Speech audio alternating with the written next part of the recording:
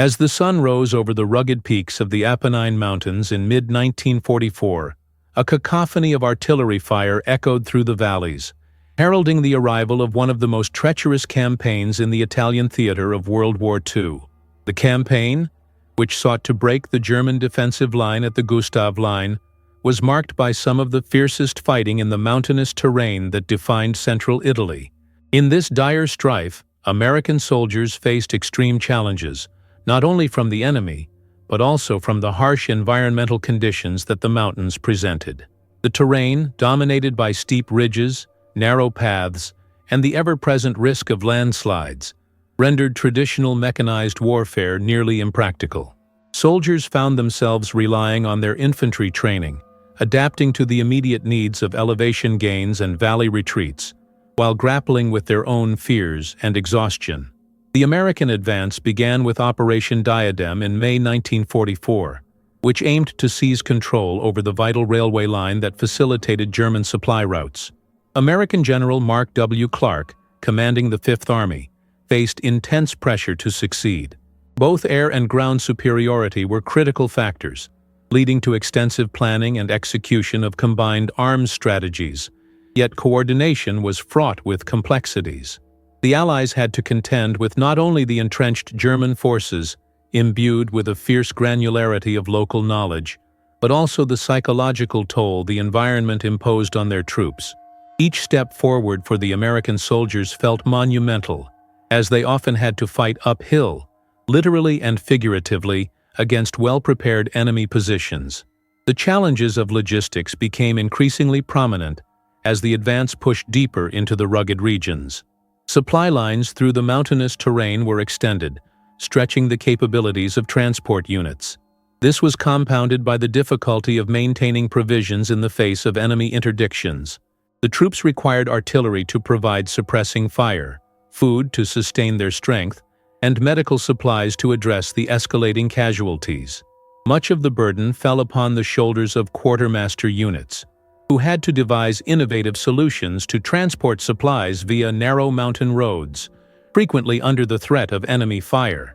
The rugged going raised questions not merely about materials and delivery, but about the sheer resilience of the soldiers themselves. Many were young men, unprepared for the harsh realities of war and its brutal demands.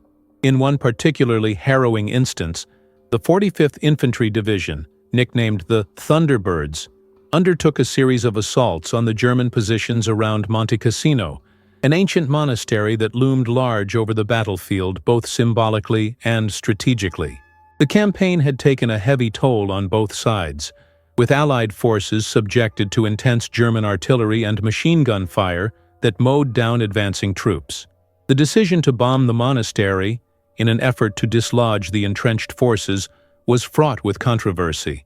While it aimed to create a breach, the reality was the building served as a valuable tactical observation point for the Germans.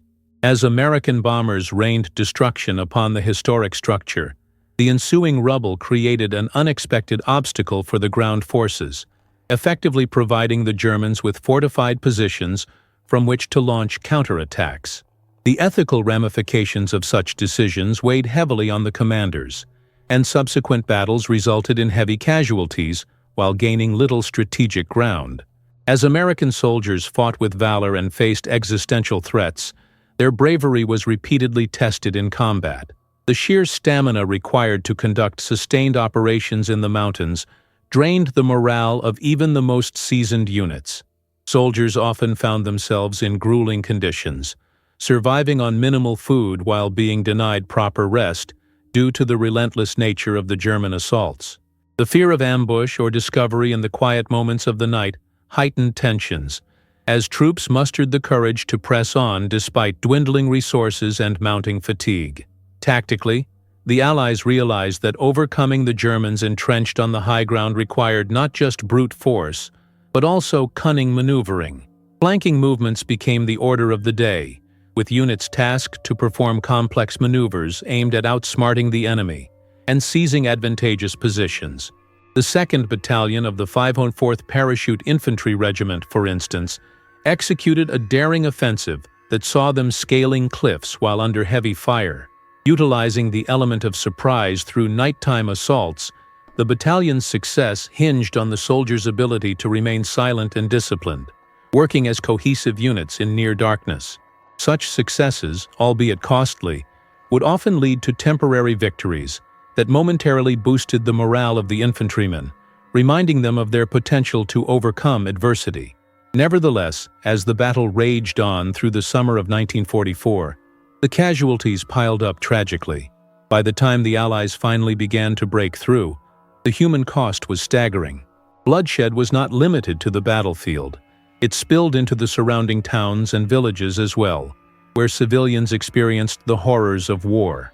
The destruction of homes and livelihoods led to an overwhelming refugee crisis, straining local resources and creating an atmosphere of despair.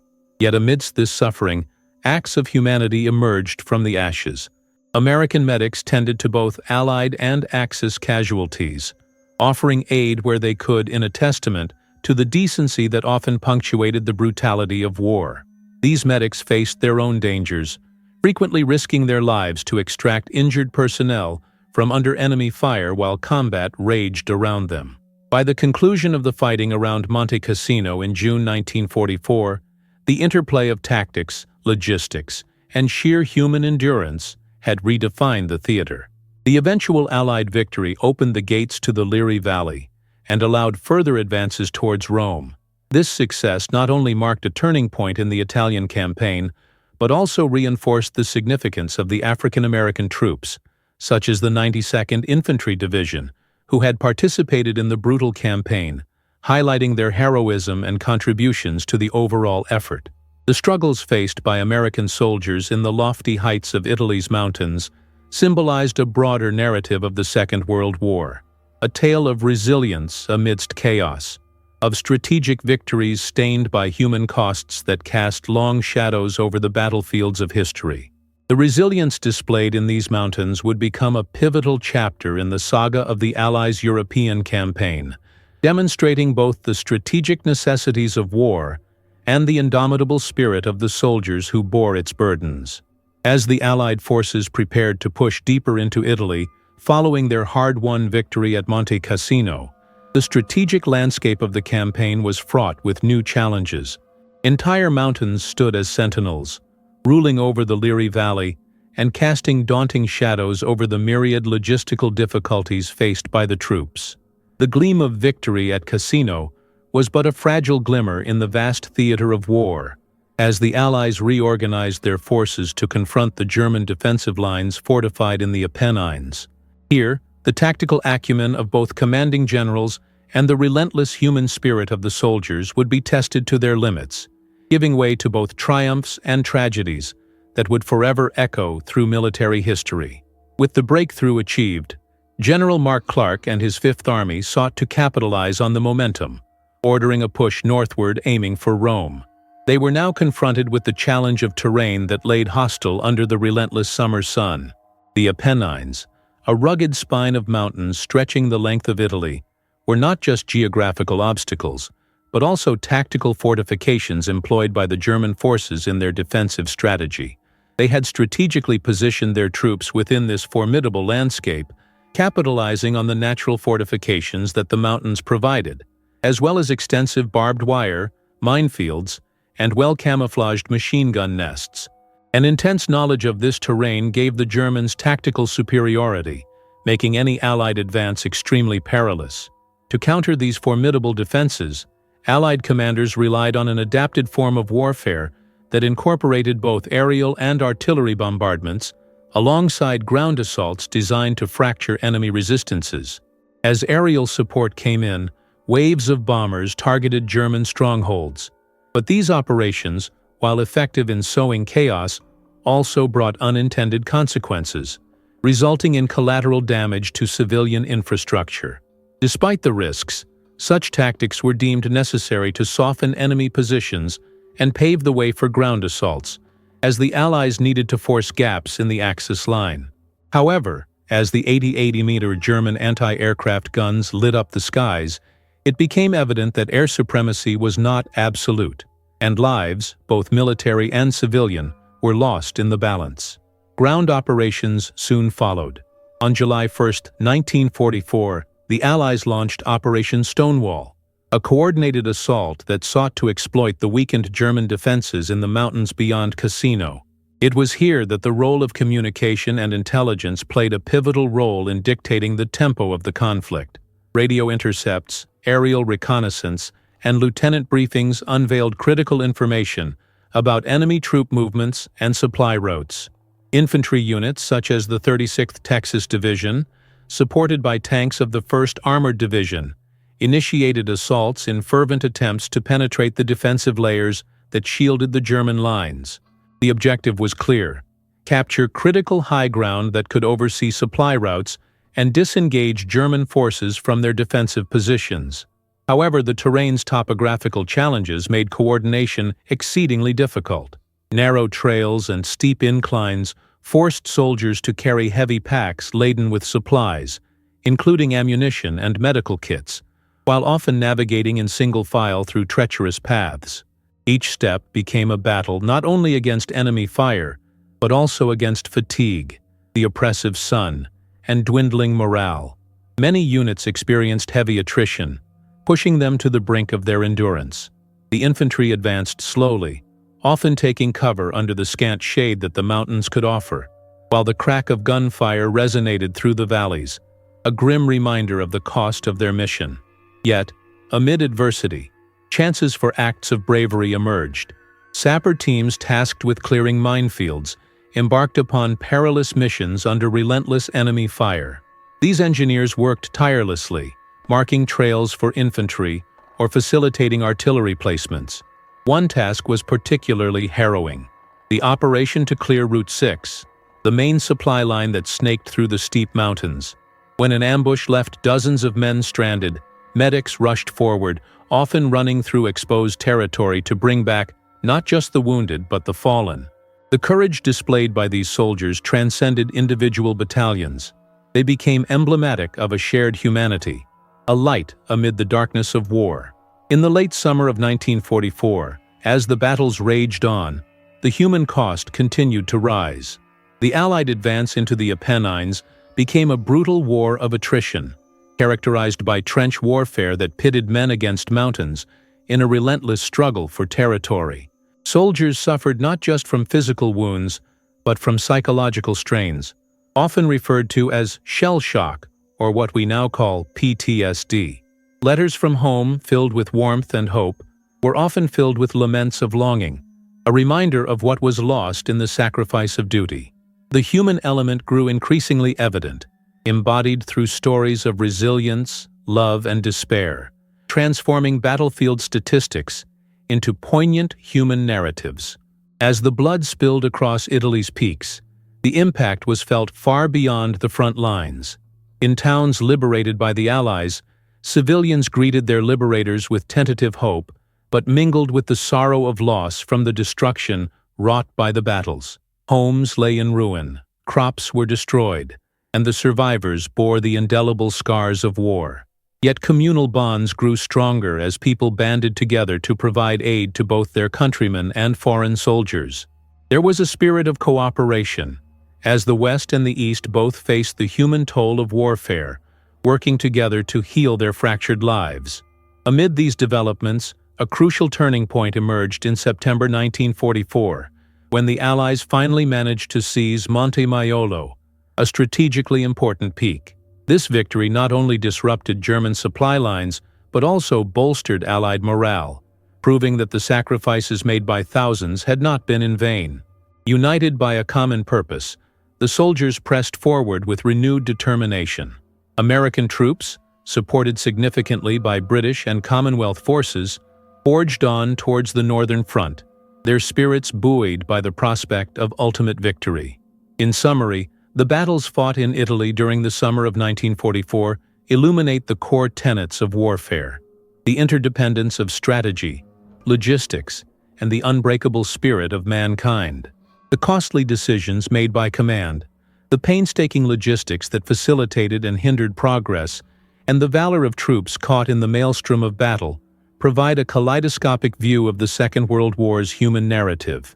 As we reflect upon this chapter of history, it becomes clear that these soldiers transformed the landscape of warfare, not only through tactics and techniques, but through their unwavering resilience in the face of overwhelming adversity. If one thing remains abundantly clear in this pulsating tableau of history, it is that the echoes of their sacrifice still resonate today. For those eager to delve deeper into the intricacies of such battles and the humans who fought them, subscribing to our channel could bring you closer to the untold stories and trials that shaped our world, a world forever changed by the shadows of war. Please consider leaving your thoughts in the comments below. Let us know how these narratives of courage and sacrifice resonate with you. As the Allied forces pressed forward into the Italian campaign, the landscape transformed into a theater of both tactical genius and brutal adversity. The summer of 1944 marked a period of intense fighting characterized by difficult terrains and rigid defenses, culminating in a series of grueling encounters that would define the course of the war. Allied planners, aware of the strategic importance of maintaining pressure on German forces, prioritized the mountainous regions, which offered both a logistical challenge and a vital tactical advantage. It was in this context that American soldiers found themselves not just fighting an enemy, but wrestling with the very elements of nature as well. The mountainous terrain of Italy was formidable. The Apennine Range cut through the peninsula like a spine, creating both natural barriers and avenues for ambush. The air was heavy with the scent of gunpowder and sweat, and the soldiers, many of whom were inexperienced, had little time to acclimatize to the relentless pressure they faced. They traversed steep inclines and treacherous paths, often under the harrowing strains of artillery fire and German snipers, who had long since established entrenched positions. The American command understood that mobility was the key to overcoming such obstacles. Thus, they devised a plan that emphasized rapid movement, the element of surprise, and coordinated assaults with supporting artillery and air power. Logistics played a critical role during this stage of the campaign. The supply lines had to stretch thinly across the rugged terrain, requiring an extensive network of trucks and mules to transport vital provisions to the front lines. The American forces innovatively utilized the limited resources at their disposal. They employed the pack mule division, ensuring that ammunition, food, and medical supplies reached units stationed in the most isolated locations. This logistical ingenuity would prove invaluable as requests for supplies frequently soared as soldiers faced the grueling physical demands of the terrain.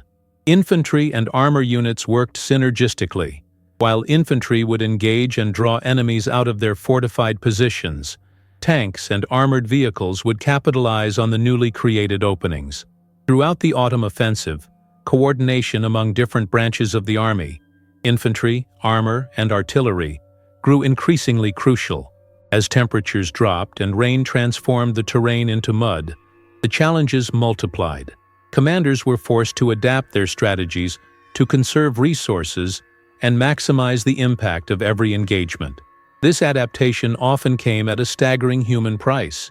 Casualties mounted, with soldiers finding themselves not only faced with a determined enemy, but also with injuries and environmental scarcity. Cold, wet environments demoralized troops and tested their resolve. However, the human spirit shone through. The camaraderie developed among soldiers became a lifeline, transcending fear and fatigue. They shared rations, pulled each other from muddy trenches, and provided vital emotional support amid the overwhelming chaos.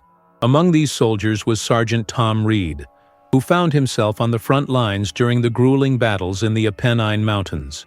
Having trained for months in the rolling fields of Georgia, he was thrust into an alien landscape marked by its unforgiving terrain. The sounds of distant artillery and the cries of fellow soldiers became a relentless symphony, underscoring their desperate plight. As he navigated the jagged hills, Reed experienced anxiety and fear, but felt an unshakable duty toward his comrades. His unit was charged with capturing a key stronghold held by German paratroopers, a mission that would significantly alter the strategic balance in the region. The elaborate planning was crucial. Slips could mean not only the loss of objectives, but also the loss of lives. Hours of reconnaissance were poured into deciding the optimal route of advancement, meticulously accounted for potential ambush sites and enemy artillery placements. Then, as the mission unfolded, the unfolding strategies revealed their significance. Soldiers advanced under the cover of darkness, employing silent tactics learned from previous deployments. Ensuring stealth, they traversed rocky paths without uttering a sound. Upon breaching the German stronghold, the engagement burst forth from silence to cacophony. Reed and his fellow troops charged forward, employing semi-automatic rifles and grenades against entrenched German positions, an act that seemed both heroic and tragic. The brutality of close-quarters combat left its imprint. Brotherhood was forged in the crucibles of fire and blood. Moments of valor were punctuated by moments of loss, as soldiers faced injuries that would forever alter their lives and the lives of those they loved. The encounter led to a grueling two-day struggle, filled with harrowing decision-making under immense pressure, prompting commanders to adopt a philosophy of aggressive engagement. The tactical positions gained could be lost in mere hours should morale wane or an enemy counteroffensive present itself. Reed and his men fought not merely for territory, but for survival. Each casualty weighed heavily on the living, igniting a fierce determination not to abandon their fallen brothers. In the end, the initial American victories led to broader operational breakthroughs, but not without demanding the barest, both in terms of flesh and spirit. Marking September 1944 as a pivotal moment, the capture of Monte Maiolo and the surrounding heights shattered German supply lines and increased the tactical flexibility of Allied forces. This strategic triumph, however, did not immediately translate into safety or certainty for the soldiers poised at the front. With each victorious advance came the sobering reality of the war's toll. For every success, the Allies faced high casualties. The grief weighed visibly as soldiers gathered to mourn their fallen comrades. A sense of fragility enveloped the surviving troops. Each battle could redefine the individual soldier's relationship with war, bringing an intimate understanding of both valor and vulnerability. While the capture of Monte Maiolo marked a tactical victory, the human cost shaped the very fabric of the campaign. The memories of fallen comrades felt indelible. They served as a dark, poignant reminder that each advancement carried the weight of sacrifices made.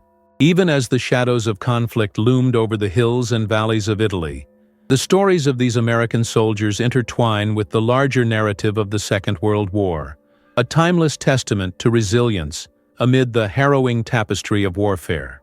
In the detailed examination of these pivotal moments during the Italian campaign, the intersections of tactical innovation, logistical complexities, and the indomitable spirit of the human experience emerge as defining elements that shape the course of history, leaving echoes that resonate poignantly even today. As the autumn winds began to sweep across the Italian landscape, the stark realities of warfare unveiled themselves. American forces, bolstered by the earlier successes at Monte Maiolo, now turned their sights toward the towering Apennine Mountains, a formidable barrier that the German defenses had turned into an impregnable fortress. The 92nd Infantry Division, comprised of dedicated soldiers from various backgrounds, found itself at the forefront of this grueling campaign, tasked not merely with seizing positions, but with dismantling the carefully constructed German defensive lines along the Gothic Line. The challenges were manifold, as each soldier's experience was colored by the chaotic ballet of war. Combatants rushed into the fray, seeking cover amid the jagged rocks, firing from improvised positions carved from the very mountains they sought to dominate. Strategically, the Allies aimed to exploit the elements of surprise and terrain. Intelligence reports indicated a weakening in German resolve, a tinge of overconfidence cultivated by previous victories. General Mark W. Clark, commanding the Fifth Army, recognized the vital importance of interdivisional cooperation. He coordinated an intricate web of maneuvers, involving not just infantry, but also the critical support units of artillery, armor, and aviation. The Fifth Army's innovative use of air support to break German positions became a hallmark of this phase of the campaign. Combined arms operations were intended to overwhelm enemy defenses before American squads could engage. Yet the mountainous terrain posed severe challenges. The vertiginous slopes often limited visibility, complicating artillery placement and delaying response times.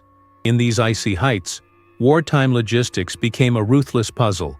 Key supply lines, obstructed by craggy elevations and harsh weather, strained the very resources essential for sustained operations. To compound the logistics of warfare, the onset of winter approached, bringing with it the bitter cold that crept into the marrow of the soldiers' bones. They faced frostbite and illness, often exacerbated by inadequate winter gear and medical support. Each man knew the perils of exposure alongside those of their enemies. The psychological impact of such an environment weighed as heavily as the rifle slung across their shoulders. Soldiers often shared their rations in moments of camaraderie, knowing that the survival of their unit depended on unity, and humanity emerged amidst such dire circumstances, precious and fragile.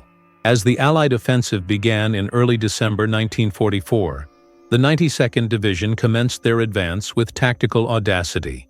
They initiated the assault on the strongly fortified German positions at Mount Citurna, employing a technique known as the leapfrog maneuver.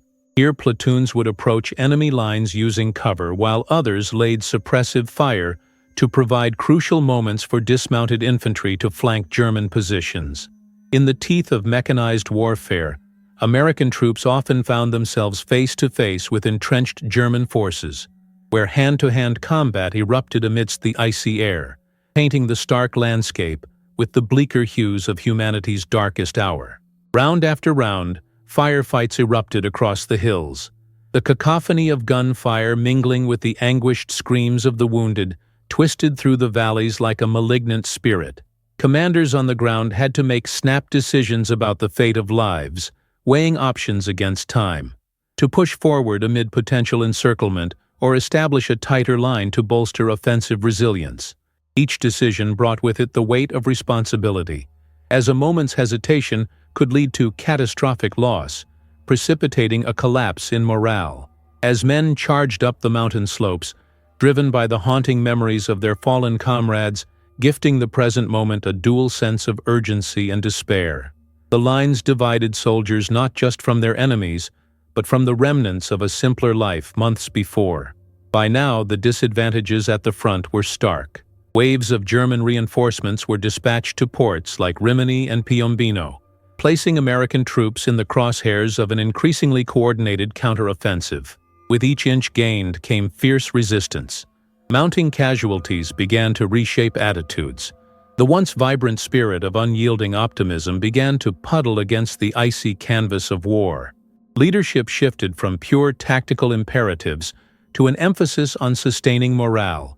First aid stations were proliferated, creating a semblance of trust among the beleaguered troops, while chaplains offered solace amid grief, conducting impromptu memorials for those lost far from home.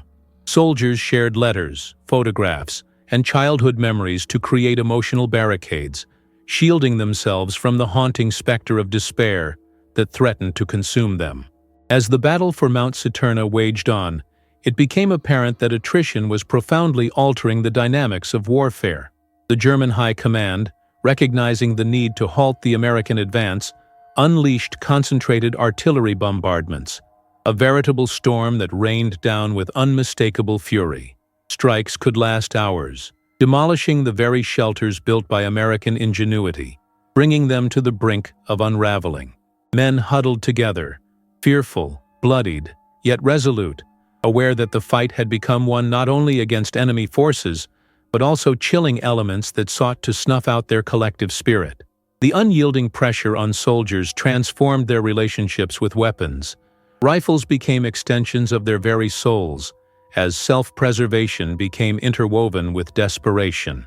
In the aftermath of those harrowing days, the dimensions of bravery were redefined.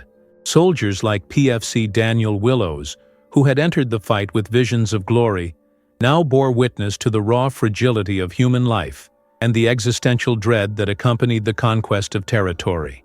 With every bullet they fired, the ideals of heroism began to curdle into questions of worth and the societal implications of such aggression. The mountains bore witness, not merely as silent sentinels, but as custodians of memories, encapsulating both the valor and futility of man's relentless struggle. Ultimately, the challenges faced on that unforgiving terrain at Mount Saturna and the subsequent battles paved the way for an eventual Allied triumph in the Italian campaign. Yet it is critical to reflect upon the profound human cost. Each soldier was a thread woven into the complex tapestry of World War II, embodying both the virtues and vices of warfare. The operation reshaped the contours of military strategy, operational logistics, and the very experience of combatants, ensuring that the echoes of their sacrifices would be felt far beyond the borders of that crucible of conflict. As history turned its eyes toward the conclusion of the war, the realities of the landscape forged an indelible legacy, a scar upon the earth that mirrored the scars etched across the souls of those who endured. As the campaign in Italy progressed, the complexity of military operations became exceedingly pronounced, demanding a level of strategic innovation that the U.S. Army had not fully synchronized at the outset of their European endeavors. The harsh and treacherous landscape of the Italian mountains introduced unprecedented tactical challenges, necessitating a dynamic shift in both approach and logistics. The divergent weather patterns, ranging from fierce summer heat to frigid winter evenings, compounded the operational difficulties faced by American soldiers. Rain turned to mud. Sunlight baked the ground into hardened clay that was often impassable. The mountains were not simply static obstacles. They were formidable adversaries in their own right. In this theater of warfare, commanders had to employ a mix of direct and indirect methods to achieve their objectives. The Allies understood that to force a breakthrough in the heavily fortified German defensive positions along the Gustav Line, a formidable series of natural and man-made barriers, heavy artillery combined with airborne troops was indispensable. The introduction of combined arms operations allowed American forces to leverage infantry, armor, and air support in a coordinated fashion. The M4 Sherman tank, with its adaptability, became essential when deployed in conjunction with infantry units to cover vulnerable flanks and provide suppressive fire against enemy positions. The tank's mobility, coupled with the presence of forward observers who were trained to call in precise artillery strikes, made it possible for Army units to advance in the face of determined opposition. One notable operation was the assault on the mountain stronghold of Monte Cassino, where the historic abbey loomed large, symbolizing a deeply entrenched German defense. The battle was marked by a complex tapestry of territorial skirmishes that saw American troops face not only German soldiers but also the daunting challenge of interlocking fields of fire and countless machine gun nests. Soldiers, like Lieutenant Michael Richards, found themselves amidst the chaos, leading their companies through relentless artillery barrages and the disorienting echoes of gunfire that reverberated across the valley. They had to rely not solely on their training but also on quick-thinking adaptability, often making life-and-death decisions in real time. The psychological toll was immense, with soldiers experiencing fear ranging from acute panic to profound existential dread. The noise of battle became an internal cacophony, echoing in their minds long after the shooting subsided. Communication proved critical in these fierce encounters, with soldiers frequently aghast at the difficulty of relaying accurate information between units dispersed over sprawling, rugged terrain. To counter the challenge, American commanders emphasized the importance of the radio as a lifeline. It allowed for centralized decision-making in fluid operations, enabling key figures to remain informed of troop movements and enemy dispositions. However, the sheer chaos of battle often rendered these communications futile, leading to disjointed efforts and catastrophic miscommunication. Reinforcements would sometimes arrive in the wrong sectors, and fire support could fall short of the intended targets, resulting in tragic collateral damage. Such instances hardened the resolve of the troops. They were not about to let the confusion of war mitigate their will to succeed. As the campaign in Italy wore on, the critical role of logistics became clear. For every cannon fired and every soldier advanced, there had to be a concerted effort to supply them with the necessary resources: food, ammunition, medical supplies, and reinforcements. The army faced numerous logistical quandaries due to the treacherous mountainous terrain, with supply routes often clogged or rendered impassable by enemy fire and the unforgiving elements. Trucks designed for road use were frequently lost to the conditions, while jeeps and half-tracks faced their own limitations when navigating through the mud and debris. The establishment of supply points became vital as troops advanced, consolidating supplies with an ever-growing network of roads and trails. The ingenuity of soldiers such as Corporal Stanley Franks, who fashioned makeshift trails to bypass enemy strongholds, underscored the spirit of resourcefulness that characterized the American fighting force. Yet the most significant impact of the Italian campaign reverberated beyond mere operational tactics. It was encapsulated in the emotional and psychological scars left on the soldiers. While they advanced through the rubble of previously charming Italian villages, they also bore witness to the human devastation wrought by warfare. They encountered scenes of utter destruction, homes reduced to piles of brick and mortar, civilians caught in the crossfire, and a landscape forever altered by their actions. The occupation of Italian territory led to a close relationship between some soldiers and local inhabitants. Many American soldiers grew fond of the culture, recalling the simple gestures between them and local families providing food and water, acts of kindness that offered a brief respite from the horrors of battle. Yet this bond was fragile, often overshadowed by underlying tensions that arose from the tumult of wartime chaos. As battles intensified, so too did the loss. Grief became a familiar companion. Soldiers felt the weight of their fallen comrades as a collective burden, each death adding layers to their evolving identity as warriors. Brotherhood was forged in the blood-stained soil, with every shared loss galvanizing the resolve to continue the fight, even as doubts crept in about the ultimate purpose of their sacrifices. Daily rituals of remembrance became integral to their routines. The naming of the dead during shared moments of solitude was a somber vow to keep alive the memories of those they had lost. Thus, as American soldiers climbed the mountainous ridges of Italy, they did so with a heavy awareness.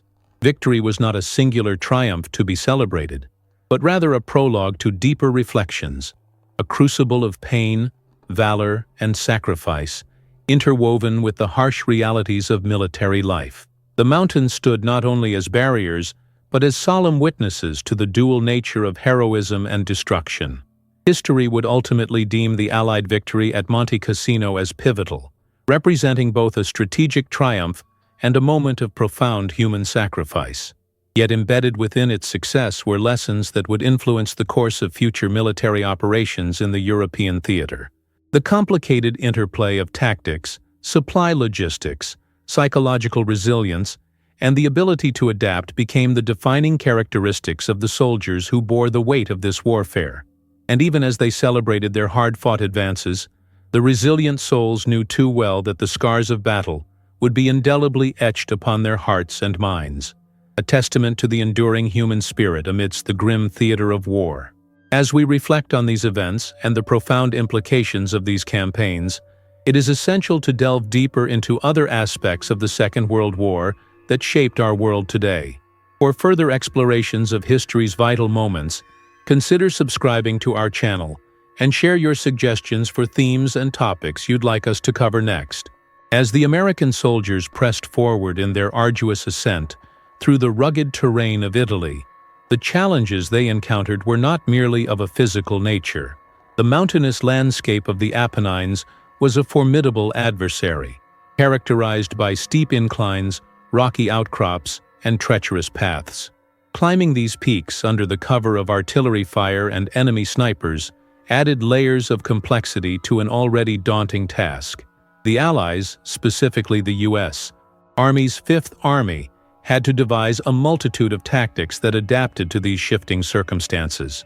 Engineers were deployed to clear routes and establish supply lines, while infantry units were meticulously organized into small, agile units that could navigate the challenging topography, striking quickly before retreating back to the cover of ridgelines.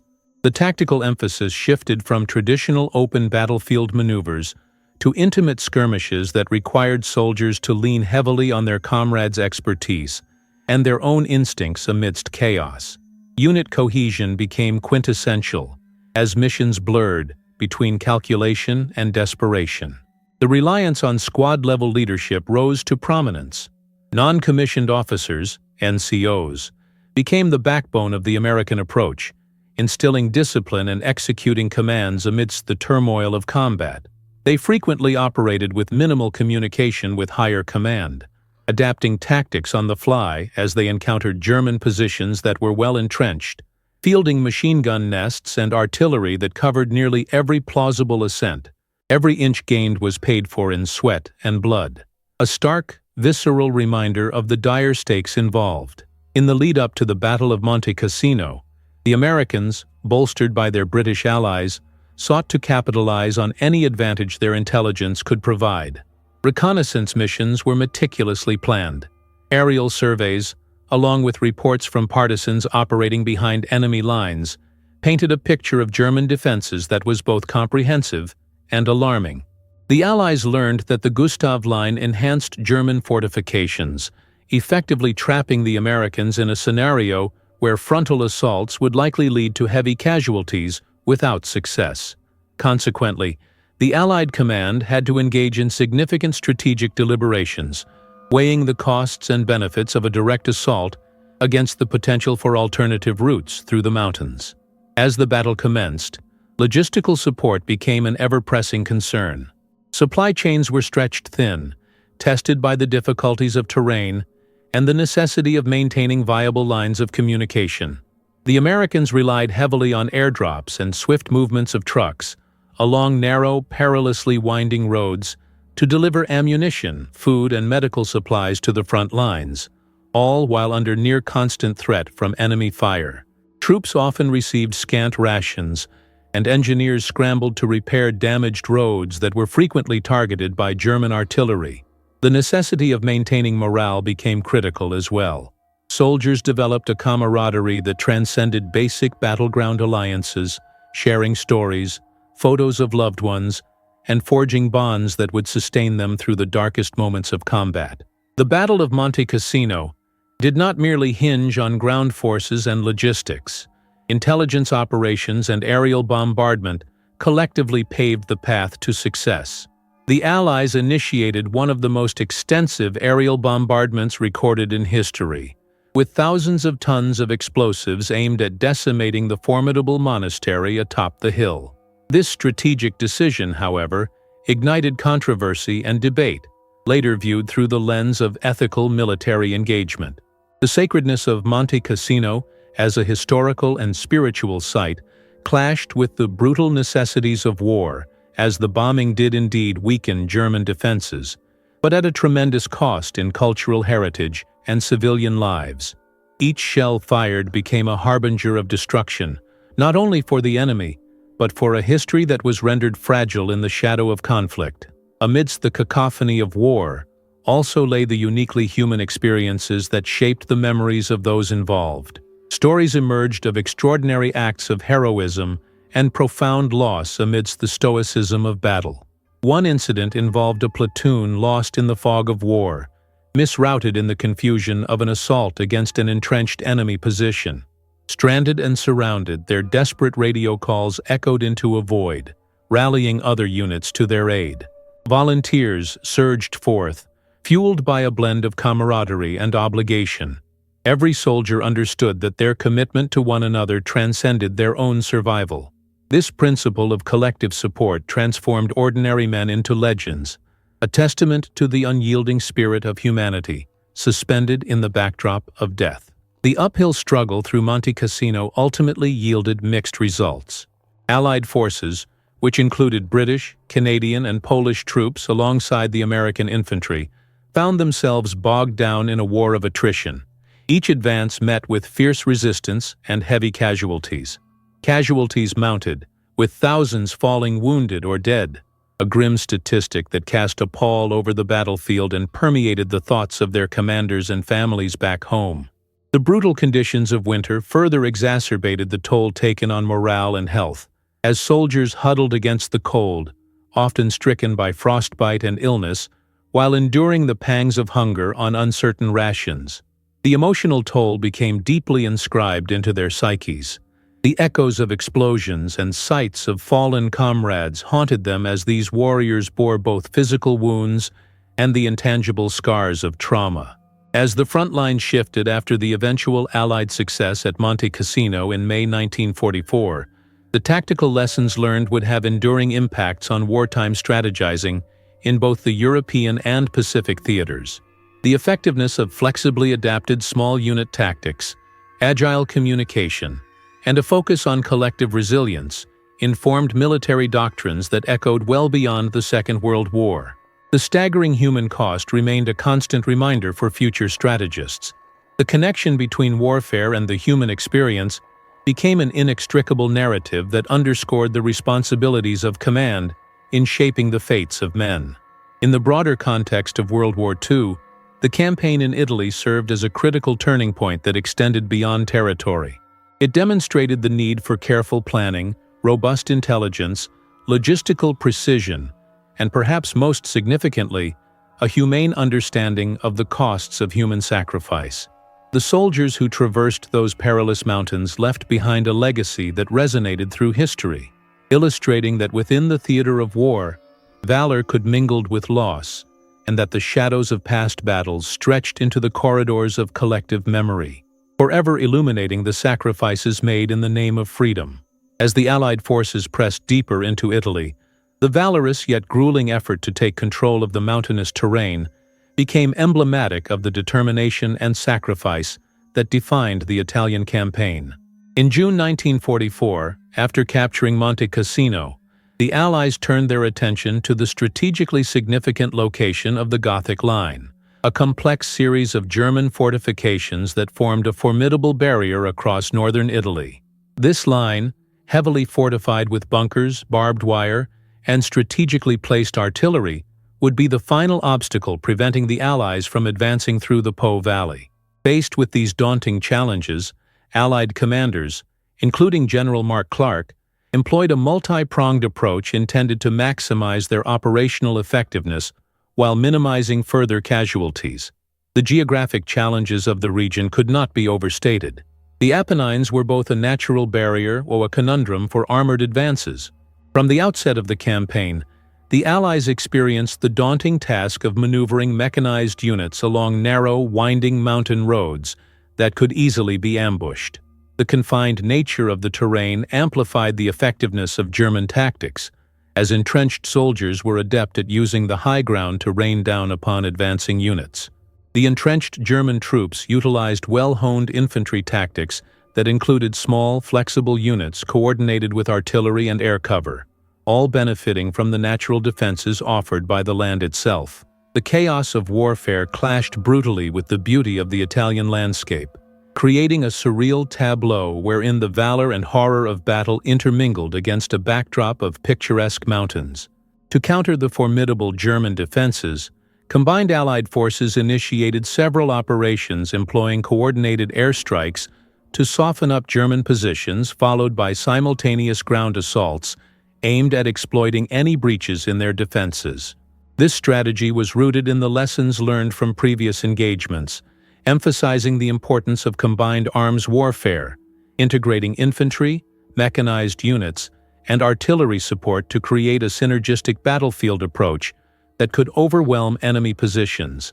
The diversity of weaponry used, from the heavy artillery of the 105mm howitzers to the more specialized smaller arms, such as the Browning automatic rifle, played a significant role in dictating the effectiveness of these assaults. Air support was particularly decisive. Fighters from the United States Army Air Forces and the Royal Air Force provided critical support, impounding German supply routes and troop movements, thereby disrupting their ability to maintain cohesive defensive lines. However, even with superior numbers and air support, the situation was precarious. Soldiers clambered up steep slopes shrouded in smoke and dust, each step an arduous trek uphill against a backdrop of enemy fire. The psychological toll was as pronounced as the physical, with fatigue, fear, and the echoes of distant artillery weighing heavy on the minds of men who had fought their way up through brutal conditions, often with substandard winter clothing and shortages in essential supplies. The effects of combat-driven fatigue manifested in a spectrum of psychological distress, leading to instances of breakdown among some soldiers as they attempted to reconcile their physical and mental resilience against the onslaught of chaos around them. This phenomenon, later recognized as battle fatigue, became a significant concern for commanders who, despite valiantly pushing for advances, were equally aware of the human toll of their decisions. As skirmishes continued throughout the month of June and into July, the mythos of the Fighting French and Screaming Eagles built a narrative of heroism against adversity, yet it was the often unseen labor of support units that underpinned the advances made by frontline infantry. Supply lines stretched thin as soldiers faced shortages, not only in rations, but also in ammunition and medical supplies. The logistical nightmare was exacerbated by German interdiction efforts aimed at cutting crucial supply routes. To mitigate these challenges, Allied forces employed an intricate network of supply depots strategically placed behind the front lines, ensuring that units could be resupplied quickly in preparation for the next push. Critical, given the harsh conditions of mountain warfare that demanded constant resupply and forward momentum. The struggle against illness also posed significant challenges. Soldiers contended with rampant insect infestations, which resulted in diseases such as malaria taking many lives and sidelining combat-ready troops. Medical units were overwhelmed not only by combat injuries, but by disease, which became a silent killer in the shadows of more recognized battlefield injuries. Evacuating the wounded presented its own set of logistical hurdles, as helicopter evacuation was still in its nascent stages, and many critically injured soldiers often had to be transported over treacherous terrain by foot or vehicle, compounding the psychological and physical trials they faced. Each engagement came to reify the narrative embedded within the conflict. Despite stunning tactical advances achieved through combined arms, the toll on human spirits remained staggering. Close-quarters combat, reminiscent of the strategy employed during urban warfare in the Pacific, required individual soldiers to rely heavily on their own training, equipment, and instincts. Success depended on cohesion and trust, often developed from shared experiences of hardship and sacrifice in the heat of battle. The kinship formed among brothers in arms often rendered the stark realities of conflict more bearable, yet the unrelenting violence sometimes shattered these bonds as lives were lost before one's very eyes. By the end of July 1944, the urgency of the campaign grew increasingly apparent. Each delay brought the adversarial German defenses closer to full preparedness as they fortified their positions along the Gothic Line. This would lead to increased scrutiny from Allied commanders, eager not merely to advance, but to accomplish their objectives with a minimization of human cost, a notion that haunted strategic discussions both on and off the battlefield. Striking a balance between aggressive advancement and preserving troop morale would continue to define the tactical conversations within military high commands, emphasizing the need for a multifaceted approach that integrated both hard power and the softer considerations of the human experience in warfare. As the smoke of conflict continued to rise over the mountains of Italy, those soldiers poised to advance stood not only on the precipice of a military objective, but also against the backdrop of history itself, realizing full well that every decision made in those fleeting moments would echo across generations as they fought for freedom against tyranny. Their journey through the rugged Italian landscape became not only a testament to tactical ingenuity, but also a profound exploration of the human spirit enduring amidst adversity, a narrative that would resonate long after the final shots were fired. As the relentless summer sun bore down on the rugged terrain of Italy's Apennine Mountains, the American soldiers faced formidable challenges that transcended physical hardships. The campaign to break through the Gothic Line, a heavily fortified German defensive position, was fraught with peril, as soldiers navigated treacherous ridges and deep valleys while under constant enemy fire. The tactical landscape was convoluted, with German forces employing well-coordinated defensive strategies that took full advantage of the natural geography. They laid mines, set up ambushes, and dug into fortified positions that enabled them to rain shellfire down upon the advancing Allied troops. The Americans, on the other hand, were tasked not only with mounting a vigorous offensive, but also with managing the logistical nightmare of sustaining their forces in hostile terrain. The necessity for coordination among various combat units became evident as artillery units struggled to provide fire support due to the steep inclines and densely wooded areas that obscured sight lines.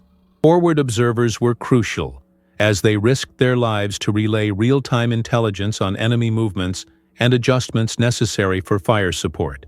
The interplay between armored units and infantry was paramount. Without infantry screens to protect tanks from enemy anti-tank infantry, machine guns and Panzerfausts, armored advancements often fell victim to sudden ambushes.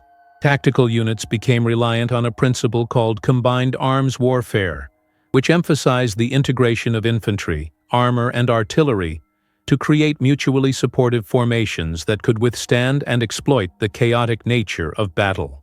As the battle raged on, the psychological impact on soldiers under the strain of warfare became intertwined with the operational decisions made by commanders. The heavy casualties incurred during assaults amplified doubts among the ranks, casting shadows over morale. During moments of respite, soldiers shared stories, reminiscing about their lives before the war, creating fleeting illusions of comfort amidst the tumult. Commanding officers were faced with a delicate balance. They knew that questioning leadership could have detrimental effects on troop cohesion and discipline, yet they could not ignore the demoralizing effects of significant losses. Communication from higher command issued directives for relentless pressure on the Germans, yet each advance came at a steep cost: lives lost and futures shattered. Logistics played a key role in sustaining operations through the sweltering summer months. Supply lines were repeatedly targeted by German artillery, creating an ever-present threat to the sustenance of American forces.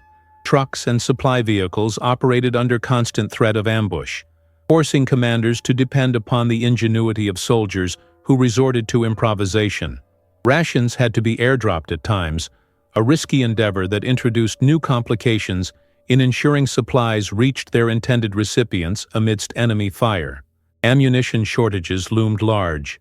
Every bullet fired and every shell launched was meticulously accounted for, with the reality of dwindling inventories prompting commanders to exercise extreme caution before launching assaults.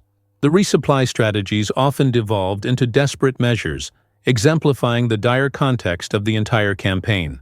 As the Allies pushed further into enemy-held territory, the battle for Mount Belvedere highlighted the intersection of human determination and tactical acumen in overcoming formidable opposition.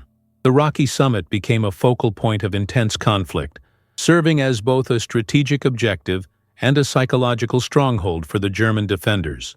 Commanders on the ground understood that seizing the mount was pivotal for disrupting enemy communication and logistics, thereby weakening the resolve of adversarial troops. Thus, a series of coordinated attacks were meticulously planned, involving a combination of artillery barrages and infantry advances.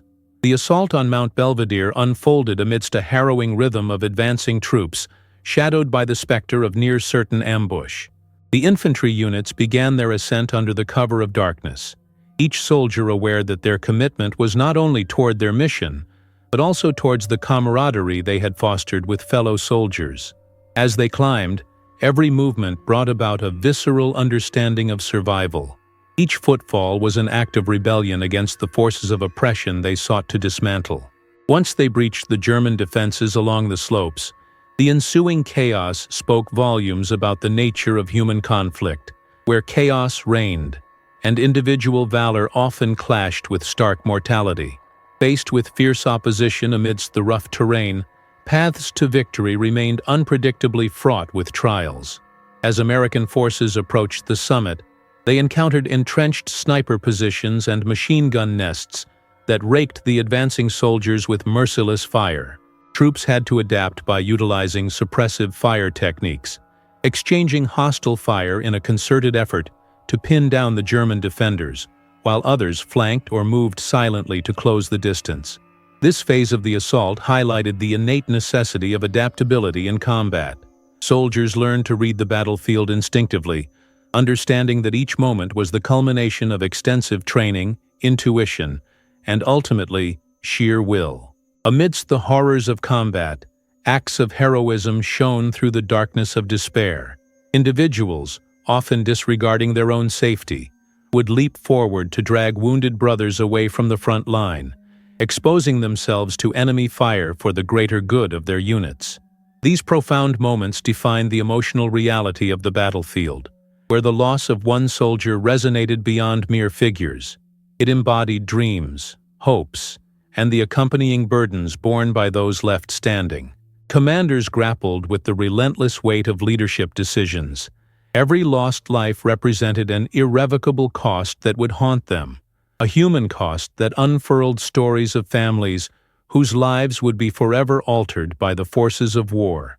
Through tenacity, American soldiers finally secured Mount Belvedere, a tactical victory that resonated throughout the campaign. Yet, there lingered an unsettling truth in the aftermath. The victory had come at a harrowing price, with casualties that far outweighed any sense of jubilation. Casualty figures often served as an infernal reminder of the tremendous cost of war, narratives of fallen men becoming indelibly etched into the collective consciousness of the living.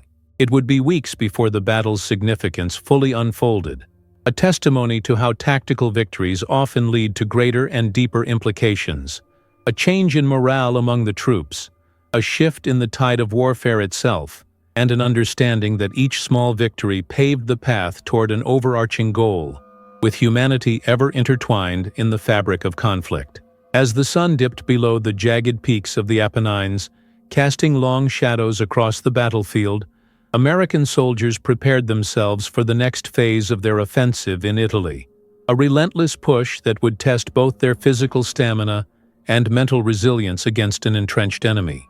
The capture of Mount Belvedere had punctuated a significant shift in the Allied strategy. However, the undulating terrain offered a canvas of relentless challenges, where every ascent was fraught with peril. The winding paths, carved by previous skirmishes and bedecked with the remnants of war, became a veritable labyrinth, forcing troops to rely on reconnaissance, ingenuity, and communication to navigate the hostile landscape. The operational plan, crafted by the higher command, hinged upon a strategy of combined arms. The essence of this approach unified infantry, artillery, and air power to maximize their collective impact against the German forces, who were well dug in, buoyed by their defensive fortifications and robust supply lines. Artillery units positioned on the lower slopes commenced a preliminary bombardment, the thundering of shells reverberating through the valleys, intended to demoralize and displace enemy troops. The sound was both a comfort and a despairing lullaby for the soldiers below, a reminder of the violence that encroached upon their lives. Soldiers could witness plumes of dust and debris erupting from the enemy positions as they anxiously awaited the signal to move forward. In these critical moments, tactical decisions often fell into the hands of the squad leaders and sergeants, men characterized not only by rank, but by an acute understanding of their battalions. The junior officers had the unenviable task of maintaining unit cohesion amidst the chaos of a changing battlefield, where lines often blurred between friend and foe. They were trained to anticipate both the strengths and weaknesses of their men. Through experience, they had learned the effectiveness of small unit tactics. They employed fire and maneuver techniques, where one fire team would unleash suppressive fire to allow another to advance and secure positions. The intimate knowledge of each soldier's capabilities became imperative, for in the mountains of Italy, terrain often dictated the success or failure of tactical innovations. At times, the dense forestation and steep ridges rendered the heavy machinery useless. Cabins of half-tracks and tanks lay stranded at the base of hills, only to be repurposed as makeshift bunkers, echoing with the fervent whispers of soldiers discussing their next moves.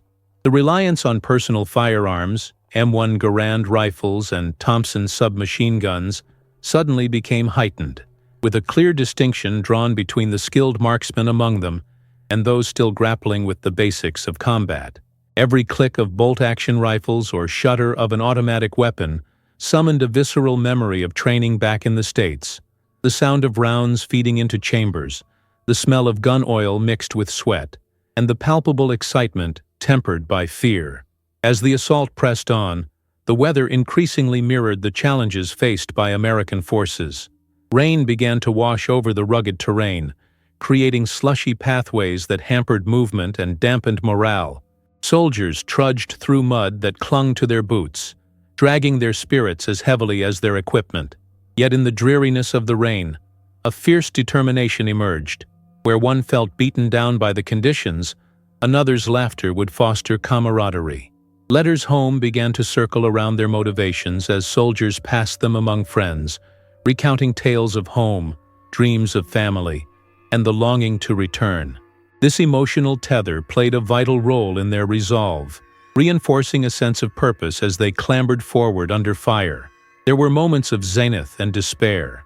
On one instance, an armored push toward a forward German position unveiled hidden sniper nests in the crags above. Within seconds, the air thrummed with the echo of bullets, straining through the exhaled breaths of soldiers crouched behind scant cover. Tactical decision-making became a tightrope walk, often swayed by the urgency of the moment. Avoiding a direct confrontation, leaders directed their men to maneuver into flanking positions, deploying smoke grenades to obscure vision and create pathways of approach hidden from sight. This necessitated coordination not only within infantry units, but also among attached support assets and communications officers operating the forward observation posts to relay information on enemy movements, bolstering strikes from artillery and aircraft. The price of these maneuvers revealed itself harshly. Each advance was heralded by the wailing of moving medevacs taking away the wounded, those who engaged in every skirmish with apprehension and valor, yet sometime cruelty of fate rendered them helpless. Their pain was measured not only in physical injuries, but also the silent despair that surrounded their comrades. The trauma induced by the proximity of death, the visceral pang of witnessing a fellow soldier crumple under fire, reverberated through the ranks, creating an unseen adversary. The psychological toll of combat. Conversations turned to concerns about mental strain and its residual effects on wartime efforts. Alcoholism, nervous breakdowns, and a range of combat-related trauma began to lurk in discussions held by clinicians and leaders who realized that survival was not merely a testament to strength but often to the endurance of the spirit.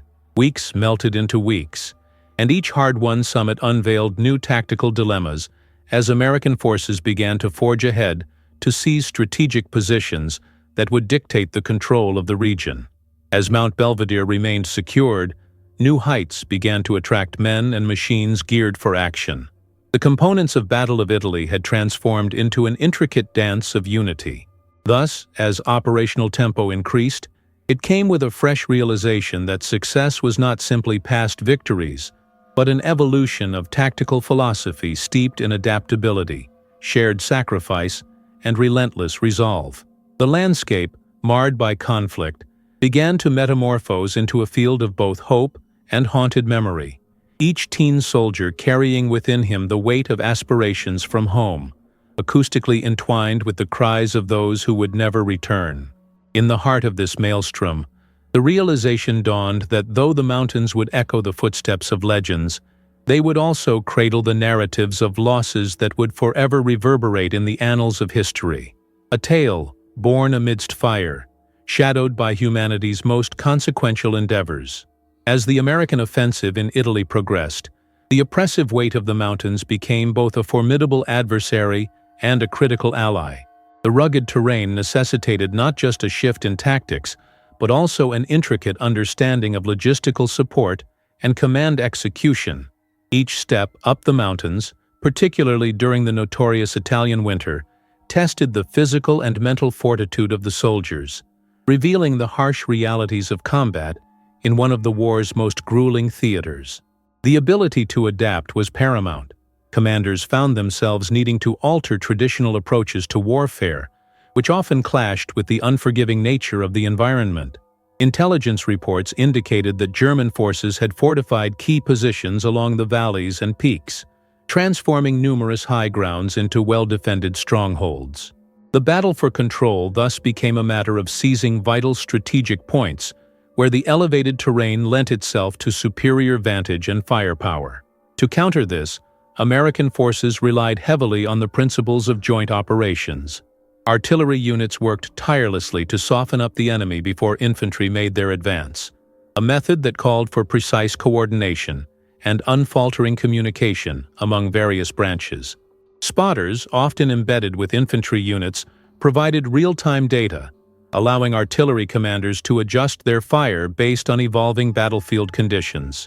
However, as the Americans pushed deeper into enemy territory, the loss of experienced men during initial confrontations led to a precarious situation where less experienced troops were left to make critical decisions on the fly. The relentless nature of the fighting and the necessity for rapid progression meant that the American command structure was stretched thin, with junior officers often left to shoulder the immense weight of leadership under fire. Logistics also presented a commander's greatest challenge. The harsh Italian winter brought snowstorms that ensnared supply lines, leading to shortages of essentials such as food, ammunition, and medical supplies. Troops often faced the dual threat of hypothermia and starvation, while simultaneously engaging in brutal firefights. Combat engineers worked around the clock to pave makeshift roads to ensure that supply routes could remain open. But the constant threat of German artillery was a perpetual hindrance. Transport units utilized captured vehicles and equipment, showcasing a resourcefulness born from necessity, yet had to be vigilant against German snipers targeting slower, often more vulnerable convoys. Amid this turmoil, the human aspect of warfare lingered uniquely poignant. Soldiers from diverse backgrounds found a shared sense of purpose and community, even while confronting their fears. They shared letters from home filled with love and longing, clinging to their memories as lifelines amidst the brutality of war. The emotional investment became evident in how they interacted with one another. Casual jests and laughter echoed among the artillery shells, revealing a collective coping mechanism forged by proximity to despair. Yet, these connections also bore an emotional cost. As men were lost to the merciless whims of battle, replacements, often untrained and unprepared, came with the burden of an incomprehensible sorrow. Each new face represented not just a fresh soldier, but also an unfillable void left by the fallen. Grief morphed into a silent companion, tempering the bravado of youth with a shared understanding of mortality. As the campaign unfolded, strategic operations became increasingly complex. The successful assault on positions like Mount Belvedere required innovative battlefield methods that combined aerial support with ground maneuvers. Air reconnaissance played a crucial role in gathering intelligence on enemy movements and fortifications. Fighter squadrons, charged with superiority in the skies above, provided much-needed shelter for ground troops as they advanced. The coordination of air and ground forces became a distinguishing factor in the campaign. Infantry units learned to move with the cover of aerial artillery, taking advantage of the disarray caused in enemy ranks. This cross-domain functionality did not come without its own challenges and perils. On more than one occasion, friendly fire incidents caused considerable casualties, leading to heightened tensions and the need for more stringent communication protocols. Commands on the ground had to relay detailed reports back to Air Command, ensuring that every advance was calculated not only strategically, but also with precision to minimize the risk of misidentification. The psychological toll, however, remained a looming specter over the troops. Numerous soldiers faced conditions that exacerbated mental anguish, leading to a noticeable spike in what would later be recognized as battle fatigue. The Army began to recognize that mental health was just as critical to military effectiveness as physical prowess. The workload for medics expanded. They were not solely tasked with treating physical injuries, but also addressing the rising tide of psychological distress among the ranks. There were moments when the medics, too, were overwhelmed, exposed to constant trauma, finding themselves torn between treating the injured and securing their own mental health. As American forces continued their drive through the Apennines, determined to break the Gothic line, each soldier grappled with the harsh dichotomy of hope and despair. The The direct feedback from the evolving battlefield often contradicted the intentions carried over from stateside strategies.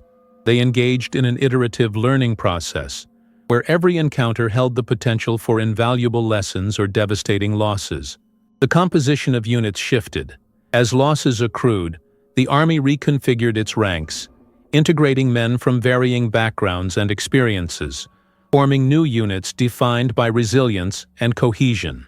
In this crucible of adversity and unity forged in the mountains of Italy, the American soldiers discovered the essence of camaraderie, where survival became a testament not only to individual strength, but to the collective spirit, a realization that their fight transcended mere conquest.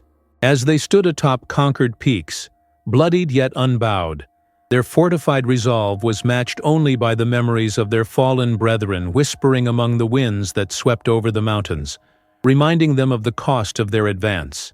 Each summit climbed transformed into a monument to the human spirit, commemorating sacrifice as haunting echoes intertwined with victory. They learned that the climb was never just about terrain. It was a relentless ascent through adversity, echoing the profound human desire for connection, understanding, and ultimately, peace.